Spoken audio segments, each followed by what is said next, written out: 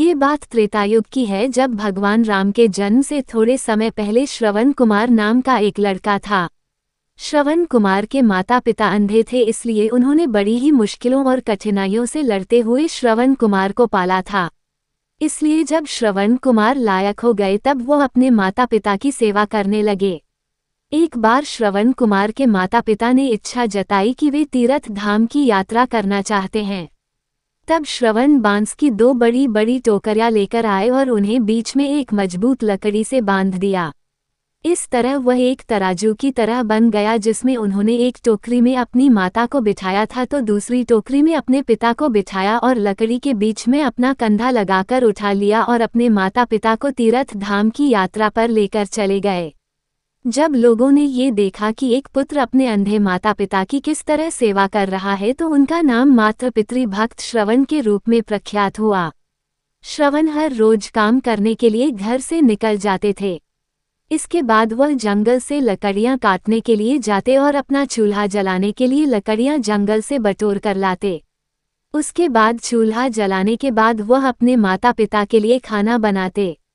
श्रवण इतनी मेहनत करते देख उनके माता पिता हमेशा ये सोचते थे कि वो कब इस उलझन से मुक्त हो पाएंगे।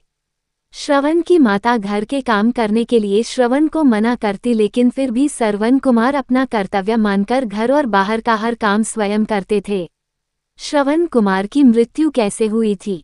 एक रोज श्रवण कुमार खाना बना रहे थे, तब उनके माता पिता ने उनसे कहा कि उन्हें प्यास लगी है।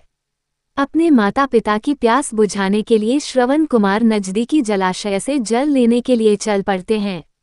जब श्रवण जलाशय से जल भर रहे थे तब उनके बर्तन से ऐसी आवाज निकल रही थी जैसे कोई जानवर पानी पी रहा हो।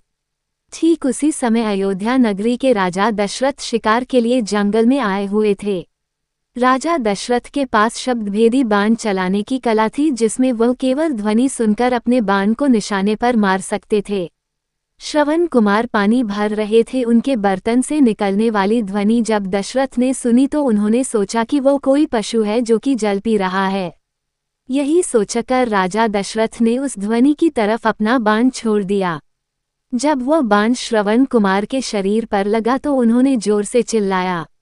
श्रवण कुमार के चिल्लाने की आवाज सुनकर राजा दशरथ को आभास हुआ कि उन्होंने किसी मनुष्य पर बाण चला दिया है।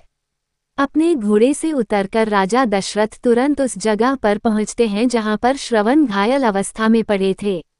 राजा दशरथ को अपने किए पर ग्लानि महसूस होती है और वह मन ही मन बहुत दुखी होते हैं और श्रवण कुमार से क्षमा मांगने लगते हैं। श्रवण कुमार उन्हें धीरज बंधाते हुए कहता है कि महात्मा, आप जो भी हो, मेरा केवल इतना काम कर दीजिए। मेरे माता पिता अंधे हैं तथा वह नजदीकी कुटिया में मेरी प्रतीक्षा कर रहे होंगे। आप ये जल ले जाए और उनको पिला दीजिए। ये कहकर श्रवण अपने प्राण त्याग देते हैं। दशरथ को मिला था पुत्र वियोग का श्राप। अपना मुख शर्म से नीचा करके राजा दशरथ श्रवण कुमार से वह जल का पात्र लेकर उसके माता पिता के पास पहुंचते हैं। वहां पहुंचकर जब राजा दशरथ उन्हें जल पीने के लिए कहते हैं तब वो दोनों उनसे पूछते हैं कि उनका बेटा श्रवण कहाँ है। तब मन में दुखी होते हुए गिलानी से भरपूर राजा दशरथ उन्हें सारा वृतांत बताते हैं कि वो उनके अपराधी हैं तथा उनके फूल के कारण उनके पुत्र श्रवण कुमार की मृत्यु हो चुकी है। अपने इकलौते पुत्र की मृत्यु की खबर सुनकर दोनों माता पिता बुरी तरह से रोने लगे। रोते रोते श्रवण कुमार की माता ने अपने प्राण त्याग दिए। तब श्रवण के पिता ने राजा दशरथ से कहा, हे राजन, तुम्हारे एक भूल के कारण मेरे पूरे परिवार का विनाश हो गया। पहले मेरा पुत्र मारा गया और अब मेरी पत्नी ने भी प्राण त्याग दिए, तो अब मैं भी अपने प्राण त्यागने जा रहा हूँ। इसलिए मैं तुझे श्राप देता हूँ कि जिस तरह आज मैंने अपने पुत्र के वियोग में अपने प्राण त्यागे हैं, उसी तरह तू भी भविष्य में एक दिन अपने पुत्र के वियोग में प्राण त्याग देगा। राजा दशरथ को ये श्राप देते हुए श्रवण के पिता भी अपने प्राण त्याग देते हैं। उसके बाद मैं दुख और ग्लानि से भरे हुए राजा दशरथ उन तीनों का अंतिम संस्कार करते हैं।